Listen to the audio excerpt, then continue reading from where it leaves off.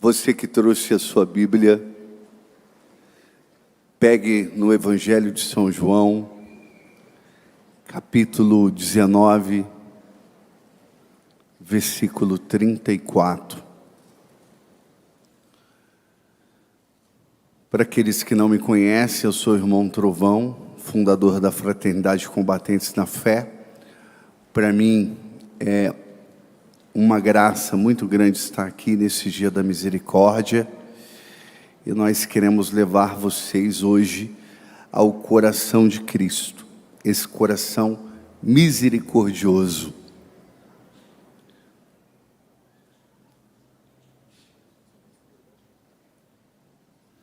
E eu quero começar rezando.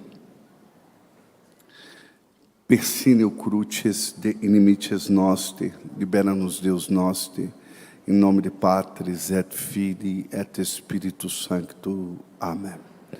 Ave Maria, gratia plena, Dominus tecum, benedictui mulieribus et benedictus fructus ventris tu, Iesus. Sancta Maria Mater Dei, ora pro nobis peccatoribus, nunc et hora morte noster. Amém. A palavra do Senhor é dirigida para nós nesta manhã da misericórdia. E a palavra de Deus diz assim: mas um dos soldados abriu-lhe o lado com uma lança, imediatamente saiu sangue e água. Palavra da nossa salvação. Vamos dar uma salva de palmas. Aplaude com força.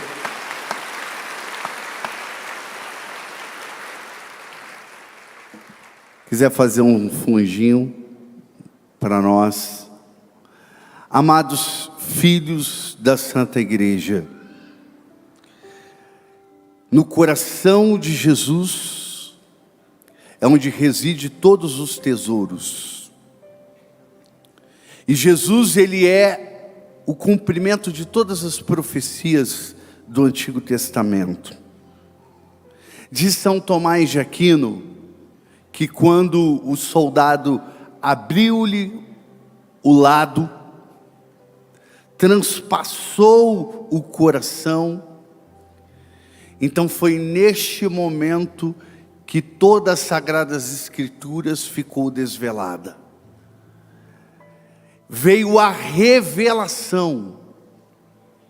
Os padres da igreja, como Santo Agostinho, Santo Ambrósio, vai falar que assim como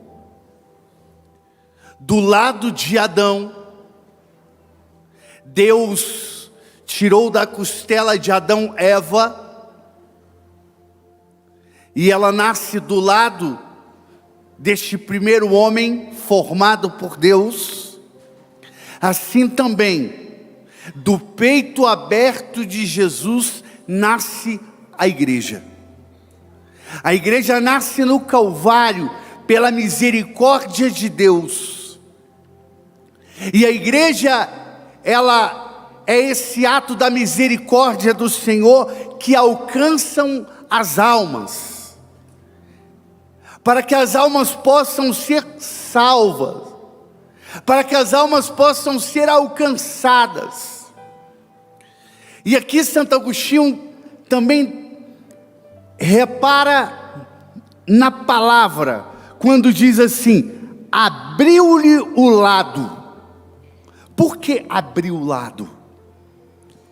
Assim como Noé construiu a arca, e havia uma porta que foi aberta, para que 8 pessoas pudessem ser salvas, e todos os animais naquela arca, assim também, na arca que é a igreja, nessa porta que é a porta estreita, não é a porta larga, é uma porta estreita. A porta da misericórdia de Deus é grandiosa, mas ela se torna estreita porque você precisa assumir isso. Você precisa assumir a sua salvação. Quando nós olhamos para a cruz de Cristo, nós olhamos que Deus, pela sua misericórdia, Ele salvou aquele ladrão no último instante. E detalhe, no Evangelho de Mateus, no capítulo 26, no versículo 44, diz que os dois ladrões amaldiçoavam a Deus. Mas de repente, a Virgem Maria estava de pé no Calvário, rezando. E diz São Bernardino de Sena que ela rogou, ela intercedeu. Ela que é também a mãe da misericórdia. E aquele ladrão que amaldiçoava, ele foi alcançado pela graça de Deus. E de repente ele muda, ele converte um coração endurecido, um coração pedrificado, um coração blindado, uma alma que está apartada de Deus na escuridão, de repente recebe uma luz de misericórdia. E aquele que amaldiçoava, de repente olhou para Jesus e falou assim: lembra-te de mim quando estiverem no teu reino. Primeiro reconhece que ele é um pecador e que ele merece aquela crucificação. Ele fala isso: nós merecemos, mas esse não, esse é inocente. E olha de repente para Jesus e fala: lembra-te de mim quando estiveres no teu reino. E aquele ladrão, ele é salvo pela misericórdia de Deus. E aquele coração que era duro, pedrificado, então ele é transformado. A profecia de Ezequiel, no capítulo 36, no versículo 26, que diz: tirar-vos-ei do peito o coração de pedra, e te darei um coração de carne. Agora, é preciso saber que para você se salvar, a porta ela é muito estreita. E às vezes nós gostamos desses retiros, queremos participar, porque às vezes nós queremos um milagre, nós queremos um prodígio. Talvez a sua vida está descendo por ladeira abaixo, e você está querendo resolver o seu problema temporal, o seu problema talvez financeiro, o seu problema talvez da sua enfermidade que bateu na tua porta, talvez um câncer, talvez algo que aconteceu com você. Deus pode te curar, Deus pode mudar a sua vida, sim, Ele pode. Mas, mais do que isso, o que precisa acontecer na sua vida, você precisa conhecer a verdade. João 8,32: conhecereis a verdade e ela vos libertará.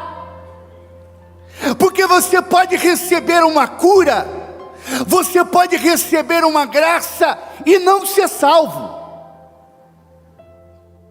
E também falar da salvação é tão importante, porque se fala tão pouco hoje da salvação das almas. E Nossa Senhora em Fátima, 1917, ela falou que existe uma multidão indo para o inferno. Foi esse o apelo da mãe, falando que existe uma multidão que está se condenando. Padre Pio também falou: eu tenho medo de não caber de tanta gente no inferno que vai se condenar. Quando Jesus Cristo mostrou para Santa Teresa de Ávila, mostrou um inferno, e ela viu uma multidão de condenados, e Teresa de Ávila, a Santa Teresa, a grande, ela de repente falou: nossa, essas almas deviam estar muito longe de Deus, deve ser os pagãos, é uma multidão. E Jesus Cristo falou para ela: não, esses são católicos, Teresa. Então essas almas devem ser católicos que não praticavam, não frequentavam uma igreja. Não, Teresa, essas almas que estão aí eram católicos que frequentavam a igreja. Então deve ser porque não se confessaram. Não, eles também se confessavam. Essas almas estão aí porque se confessavam mal, mas confissões nulas, pessoas que escondem pecados diante do sacerdote, pessoas que não sabem mais confessar, não sabem distinguir o pecado mortal de um pecado venial. Quantas almas estão se precipitando no inferno? E falar também sobre o inferno é um ato de misericórdia. Falar das almas que estão se perdendo também é um ato de misericórdia. Porque você precisa salvar a sua alma. São Leonardo de Porto Maurício, ele falava do pequeno número dos que se salvam. Ele falava quantas comunhões sacrílegas, pessoas que comungam em estado de pecado. Diz São Cirilo de Jerusalém: aqueles que comungam em estado de pecado comungam a Satanás para reinar e a Cristo para crucificar. E às vezes a pessoa recebe até um respaldo de algum sacerdote. E diz Santo Afonso de Ligório que um mau sacerdote leva uma multidão para o inferno, como um bom sacerdote leva uma multidão para o céu. Porque quantas pessoas se baseiam na palavra de um sacerdote, às vezes de um sacerdote que ensinou errado. A Glória Apolo, aquela colombiana que recebeu um raio, morreu, e ela entrou em juízo com Deus. Ela fala, Deus mostrou o inferno para ela, e ela fala que um dia ela, participando da Santa Missa, um sacerdote falou que o inferno não existia. Quantas pessoas já escutaram isso? Não é nem de fora, porque existem pessoas hoje dentro da igreja que falam essas aberrações e pessoas acreditam. Mas a revelação da tradição da igreja, dos santos da igreja, Jesus falou sobre o inferno 18 vezes nos evangelhos. E a pergunta que eu quero falar para você hoje: o que você está fazendo para salvar a sua alma? Quantos engodos do diabo, quantas ciladas do inimigo. Salvação é coisa muito séria. Hoje, no ato da misericórdia de Deus, do coração que jorra sangue e água, jorra as verdades da igreja. Tertuliano diz que o sangue representa a Eucaristia e a água representa o nosso batismo. Nós precisamos tomar posse daquilo que nós somos, batizados, católicos, apostólico, romano. Tem gente que é diferente, ele é caótico, apostático, romântico. É diferente. É diferente de ser um católico apostólico romano. Você precisa ter uma alma eucarística. Você precisa voltar o teu coração para Deus. Quantas pessoas vêm em retiros como esse e elas não querem mudar de vida? Elas querem um paliativo.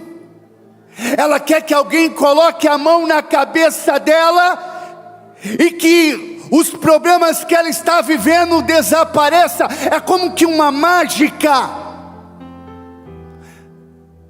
Mas ela não quer dar passos em direção à sua conversão. Quantas pessoas precisam ser curadas da cegueira? E na cruz de Cristo nós temos o exemplo de um homem que foi curado. São Longuinho, um centurião, um soldado do Império Romano que estava na cruz de Cristo. E de repente, quando transpassou o coração do Senhor, que jorrou sangue e água, as Sagradas Escrituras, tanto no Evangelho de Marcos, como no Evangelho de Mateus, vai falar que o soldado se converteu, ele abriu os olhos, ele foi curado de uma enfermidade que ele tinha nos seus olhos, e ele abriu os olhos e reconheceu que verdadeiramente esse homem era o Filho de Deus. Os olhos dele se abriram, ele recebeu uma iluminação, uma graça, um dom que vem do céu, que faz a pessoa enxergar. Quantas pessoas estão cegas? Quantas pessoas estão se precipitando em uma condenação eterna, porque não está procurando a sua salvação? Salva a tua alma, procure salvar a tua alma. O coração de Cristo está aberto como a arca de Noé. Entra no coração de Cristo, deixa Deus te moldar. Deixa Deus tirar você da cegueira. Deixa Ele te dar um coração novo, uma conversão verdadeira. Se dobra diante do Cristo crucificado e do Cristo ressuscitado. A pedra rolou, Cristo ressuscitou. Aonde está a tua morte? São Paulo exorta a comunidade de Éfeso, dizendo: desperta tu que dormes, e Cristo te iluminará. Tu que está sobre a escuridão, tu que está cego, que não vê, coloca um colírio nos teus olhos. Porque você vai ficar dando para Deus o amanhã e para o diabo o hoje. São Pedro, Julião Emar diz: amanhã seria muito tarde. Se converte hoje, muda de vida hoje, porque amanhã seria muito tarde. O Padre Antônio Vieira, pregador da Coroa de Portugal, jesuíta, um grande orador, ele dizia: quantas pessoas dão o amanhã para Deus e o hoje para o diabo? Santo Expedito, que foi também um soldado, viu o corvo voando. E o corvo como gritava: amanhã, amanhã. E Santo Expedito falou: hoje, eu mudarei hoje. Eu aceito a misericórdia de Deus hoje. Eu preciso da misericórdia do Senhor. E aqui eu vou falar um testemunho que aconteceu lá em Pretolina. Eu fui pregar e nós fizemos um momento forte da cruz de Cristo. E eu fiz um momento forte de oração. E eu falava para aquelas pessoas: quando vocês tocarem nessa cruz, muitas libertações vão acontecer. Foi um retiro de 3 dias, as pessoas, e já era um povo de caminhada. Era para pessoas de caminhada, não era para pessoas que não caminhavam. E eu fiquei assustado, porque neste momento, quando as pessoas iam tocando na cruz, começou a cair pessoas oprimidas pelo diabo, pessoas sendo oprimidas, pessoas que eram servas, pessoas que caminham, servem dentro da igreja, participam de retiro, e caiu muitos servos. Eu já fui em retiro, de repente começar a oração. Uma vez eu participei de um retiro em São Paulo, que houve assim, um retiro pequeno, com umas 150 pessoas, e de repente 18 manifestações diabólicas aconteceram simultâneas. Inclusive 4 religiosos ficaram com surto diabólico, com a manifestação maligna. Porque não pensa que você é religioso, que você é sacerdote, que você é bispo, que você tem muito tempo na igreja, que você já fez curso daquilo, que não vai acontecer nada com você não. Porque o nosso chamado é o chamado para a santidade. E lá em Petrolina, de repente caiu uma jovem. E quando ela caiu, eu fui ao encontro dela. E ela me ouvia, mas ela ficou em um lugar escuro, e ela sendo oprimida pelo diabo. Mas ela conseguia me escutar. E no momento eu fui conduzindo uma oração, e eu perguntei para ela: você sabe por que você está aí? E ela falou: foi uma aula de história.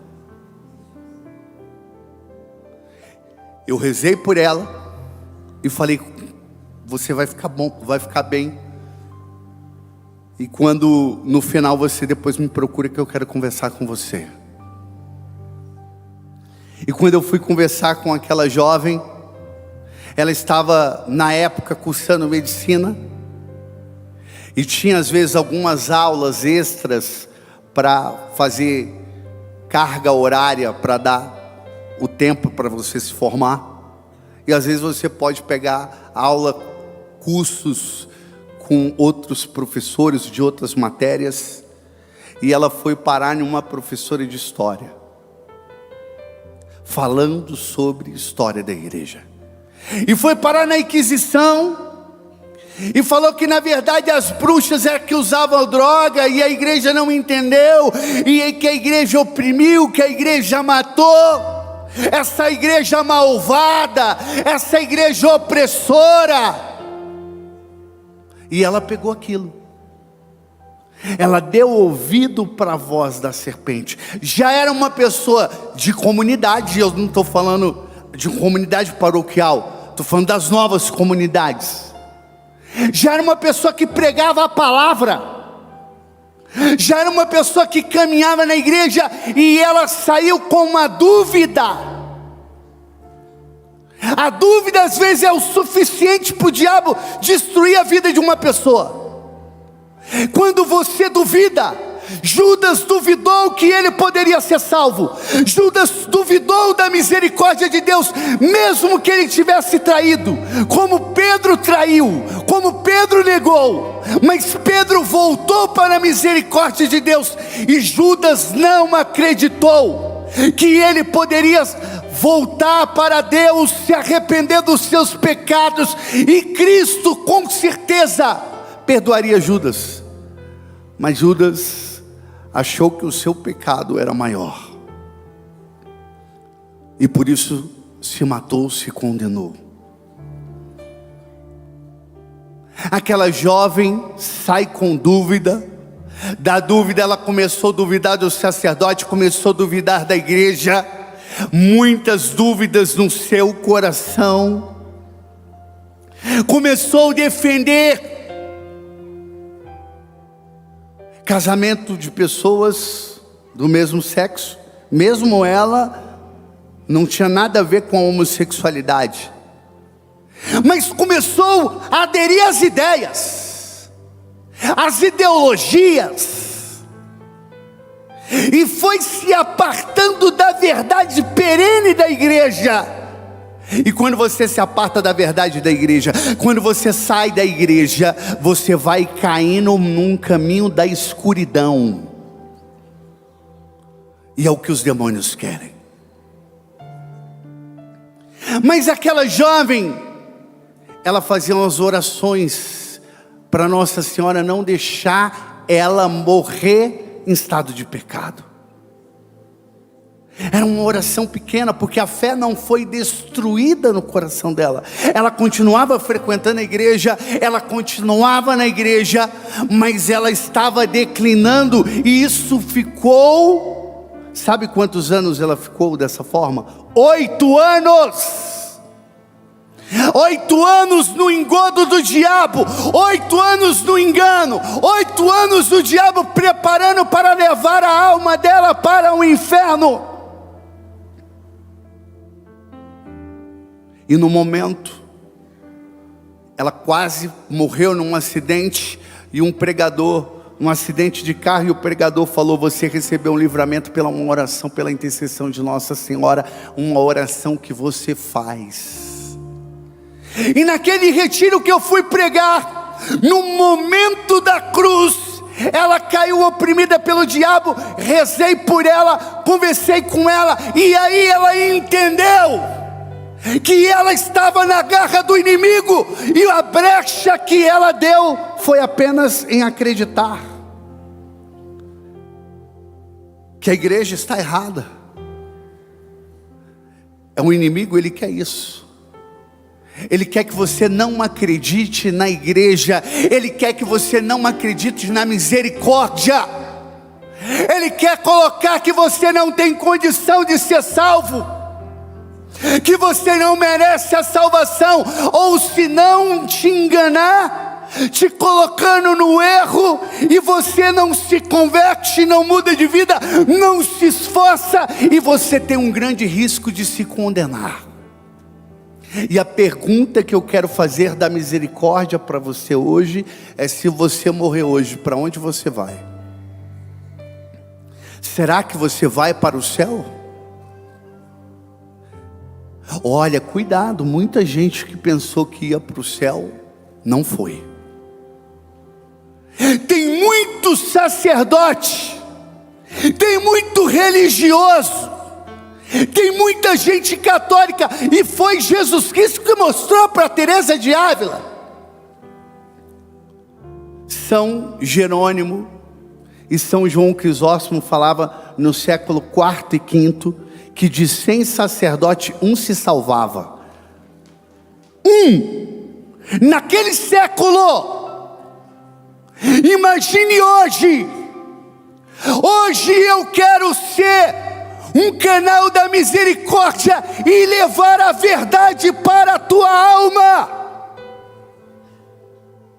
Talvez você fale: mais tarde eu me converto, no último momento eu me converto, está cedo demais. São Dimas se converteu no último instante, porque eu também, mas pode ser que no último momento então eu me converto. São Vicente Ferre fala que é mais fácil um morto ressuscitar do que uma pessoa no último instante se converter. Santo Agostinho que diz que de 1000 almas, uma alcança essa graça. De 1000 almas no último instante, alcançam essa graça. Dificilmente, diz Santo Afonso de Ligório, uma pessoa que teve as suas obras más, que viveu a sua vida má, que no último momento ela se converte verdadeiramente do coração, porque talvez o teu coração, a tua vida, você não quer uma conversão verdadeira, mas é porque você está com medo de ir para o inferno e não tem uma conversão verdadeira. E muitas dessas pessoas que acham que vão se converter no último momento da sua vida, vão se condenar. Eu não colocaria a minha vida em risco. Cuidado, salvação é uma coisa muito séria. E eu quero agora, neste momento, te convido a você a ficar de pé. Eu sei que a pregação é dura, eu sei que essa pregação não tem aplausos, eu sei que essa pregação talvez não é aquilo que você queria escutar, que a sua carne queria escutar, mas é a verdade do Evangelho, é a verdade da igreja. Por isso hoje, neste dia da misericórdia, nós queremos se colocar aos pés da cruz e queremos nos converter. E o primeiro que precisa de conversão aqui sou eu. Antes da palavra chegar ao teu ouvido, está chegando no meu, é o mais próximo. Eu preciso de conversão.